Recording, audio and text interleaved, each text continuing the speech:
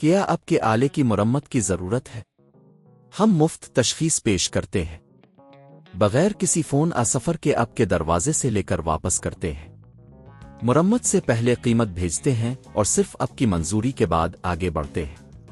سادہ، شفاف اور پیشہ ورانہ۔ تفصیل میں لنک۔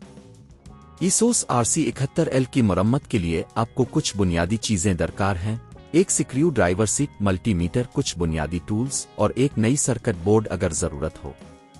پہلے مرحلے میں اپنے لیپ ٹاپ کو بند کریں اور بیٹری نکالیں۔ اس کے بعد ہارڈ ڈرائیو، ریم اور دیگر اجزاء کو نکالیں۔ یہ یقینی بنائیں کہ آپ کے پاس تمام پیچ اور اجزاء محفوظ جگہ پر ہیں۔ اگلے مرحلے میں لیپ ٹاپ کے نیچے دی گئی پیچ کو کھولیں۔ آپ کو کچھ پیچ کو کھولنے کے بعد کیسز کو ہٹانے کی ضرورت ہوگی۔ احتیاط برتیں کہ کیسز کو کھولتے وقت اسے نقصان نہ پہنچے۔ اب آپ کو سرکٹ بورڈ تک رسائی حاصل ہو جائے گی۔ اب آپ سرکٹ بورڈ کو چیک کریں۔ اگر آپ کو کوئی جلنے کا نشان ٹوٹا ہوا حصہ نظر آئے تو اسے تبدیل کرنا ہوگا۔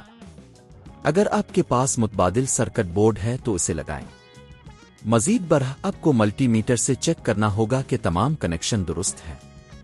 جب اپنے نئی سرکٹ بورڈ لگا لیا ہو تو اس کے بعد تمام اجزاء کو واپس لگا دیں۔